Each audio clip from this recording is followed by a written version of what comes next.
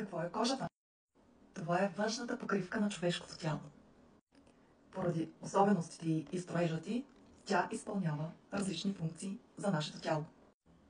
Защитни, топлинно-изолационни, обменни и сетивни функции. Изградена е от епидермис, дерма и подкожна тъкан. Епидермисът представлява многослоен, плосък, върговяващ епител, който е с различна дебелина на различните места по нашето тяло. Епидермисът се регенерира и възстановява и обновява постоянно. Състои се от няколко слоя клетки. Базален слой, спинозен слой, зърнен слой, блестящ слой и роков слой. Дермата е съединително-тъканната част на нашата кожа. Там се съдържат кръвоносните съдове и придатъците на нашата кожа.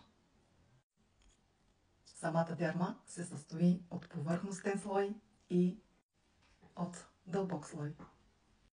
Повърхностният слой е папиларен слой.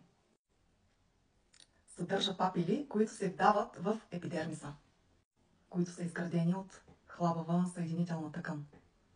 Дълбокият слой е мрежещия слой. Той съдържа мрежовидно сплетени колагенни и еластични влакна. В дълбокия слой се намират съдове и нерви, а подкожната тъкан представлява съединителна тъкан. Тя е хлабава и също така в подкожната тъкан се намира масната тъкан, чрез която кожата се прикрепва към подлежащите тъкани. Ето къде се разполагат корените на космите и някои жлези. Кожните придатъци къде се намират? Те са образования на епидермиса. Към тях спадат потните и масните жлези, космите и ногтите. Ето защо за мен е много важно да знаем първо структурата на кожата, за да стигнем до придатъците ногти. Пожелавам ви един страхотен ден и много усмивки. Казвам се Семара Черкес. Работя като козметолог и терапевтичен педикюрист и маникюрист в бюти център Explosion, град Варна.